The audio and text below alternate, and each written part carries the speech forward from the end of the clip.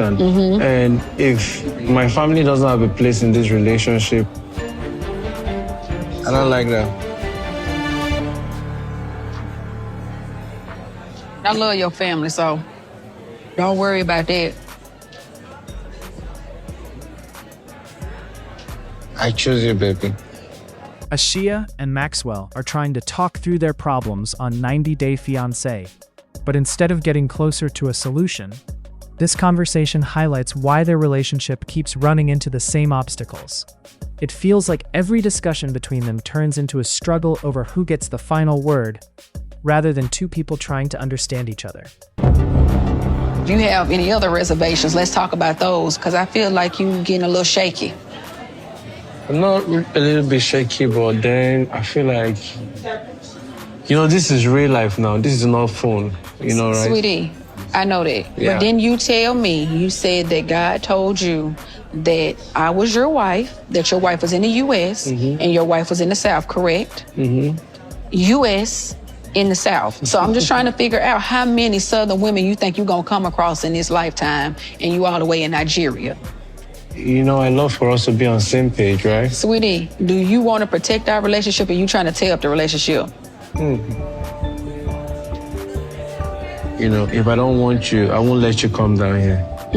But at the same time, I just want things to be done the right way. Sweetie, Yeah. if you want me, I want you to want me 100% with no doubt. Like I said, I'm marrying you and your family, right? You're marrying me and my family. Do you understand? And if my family doesn't have a place in this relationship, I don't like that. I love your family, so don't worry about that. I choose you, baby.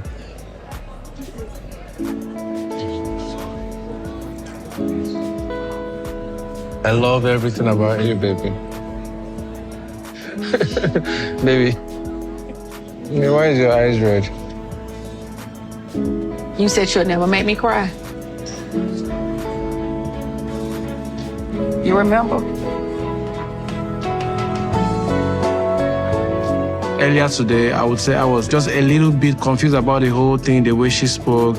I was worried that my parents feel offended, but it's just me overthinking things. So this is what I want for myself. Say you choose me every day. All right, baby, I choose you. We need to pray like we've been doing from the beginning. Let's not let the enemy get inside our relationship, and keep God first. All right, baby. We got to make sure that we're 100% making the right choice on the visa we want to pursue. So let's look at all the options, and we will start with the pros and the cons. The pros with the fiancé visa is it's fast. We're familiar with the process, so it wouldn't be hard to redo everything. We would just add, a few more pictures, a few more voice calls, just to validate our relationship. The con is we don't know if they're going to accept it, because the consular told us specifically to pursue the spousal visa. Right? Like, I could see to his face that he doesn't want us doing that again. You might spend all those money, and then when the case come back, they'll still reject it. Yeah, I agree. So I feel like our best shot is the spousal. So you want to do the spousal visa? Yeah. It's stronger. Okay. When it's approved, I'm coming there with my green card, not coming over like the K1. Yeah. Okay. I can be married, be in Nigeria, and then I have you all to myself. I have the full package. So we get married, sweetie? 100%.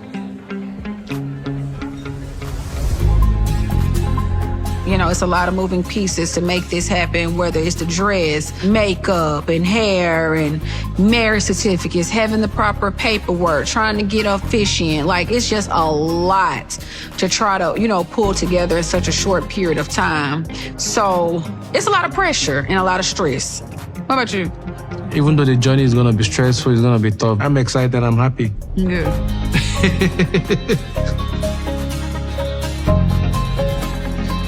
What kind of wedding? Is it something small, a court? When would you want to, do this? choose a day for us before you go back. So you want to do it this trip?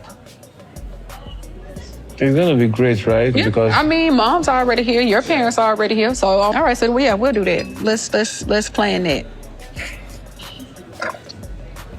I'm fine. Okay, sweet. Man, I'm ready to eat now. I'm good. I'm looking forward to being married to her, being called her husband, and she being called my wife. But then I'm really worried about telling my family about my decision with Ashia, because it seems like I just took this decision without them, just me and Ashia. The whole thing is just gonna look like it's forced or we're in a haste. And my family already is not 100%, so I'm worried. Year of the bride. Year of the bride. It is the year of the bride. That's what God told me. Year of the bride. Amen. I love it.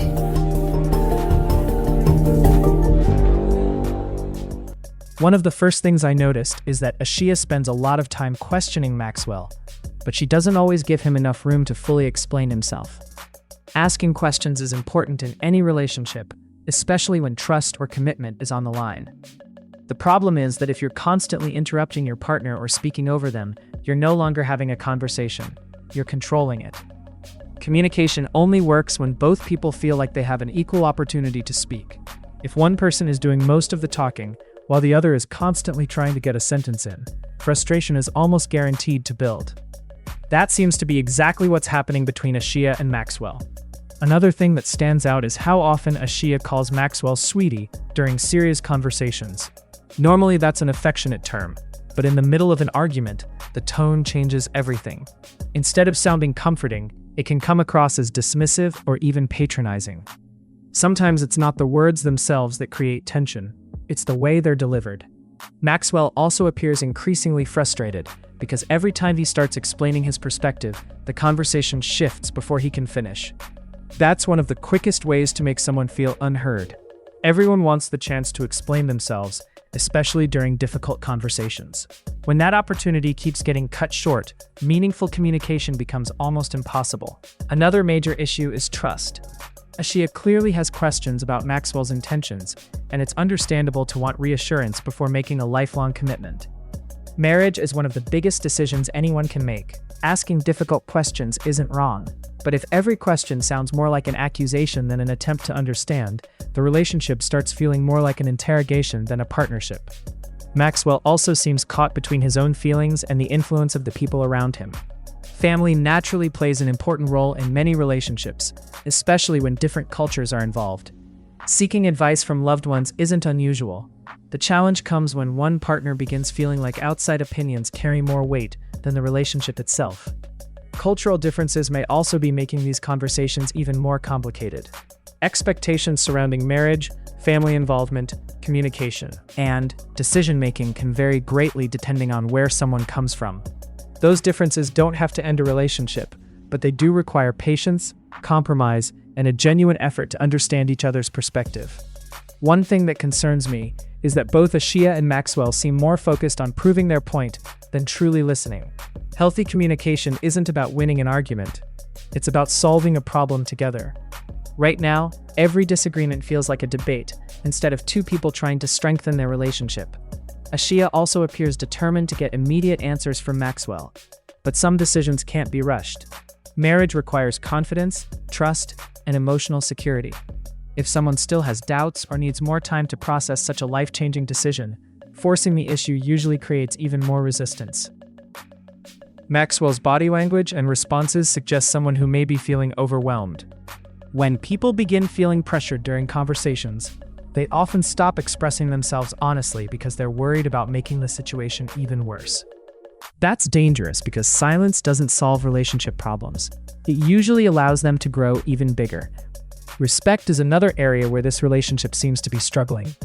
Respect isn't only about avoiding insults, it's about allowing your partner to speak, acknowledging their perspective, and treating their thoughts as equally valuable. Once respect starts disappearing from conversations, emotional connection begins disappearing as well. I also think both Ashia and Maxwell have very strong personalities. Confidence can absolutely strengthen a relationship, but only when it's balanced with humility and compromise. If neither person is willing to step back occasionally, every disagreement becomes a contest over who gets their way. On 90 Day Fiancé, we've watched couples from completely different backgrounds overcome enormous challenges because they learned how to communicate effectively. They asked difficult questions without attacking each other. They disagreed without disrespecting one another. Most importantly, they approached problems as teammates rather than opponents. Ashia and Maxwell still have an opportunity to reach that point, but it will require significant changes from both sides. Ashia needs to create more space for Maxwell to express himself without interruption.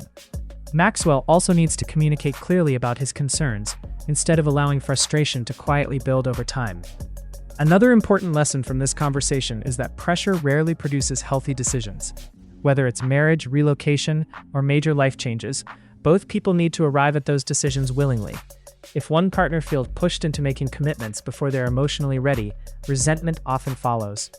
At the end of the day, relationships succeed when both people feel heard, respected, and supported. Right now, Ashia and Maxwell seem stuck in a cycle where every conversation creates more tension instead of more understanding. Unless they completely change how they communicate, these same arguments will likely continue repeating themselves. But if they can slow down, truly listen, and focus less on winning disagreements, they still have a chance to build the kind of relationship both of them say they want.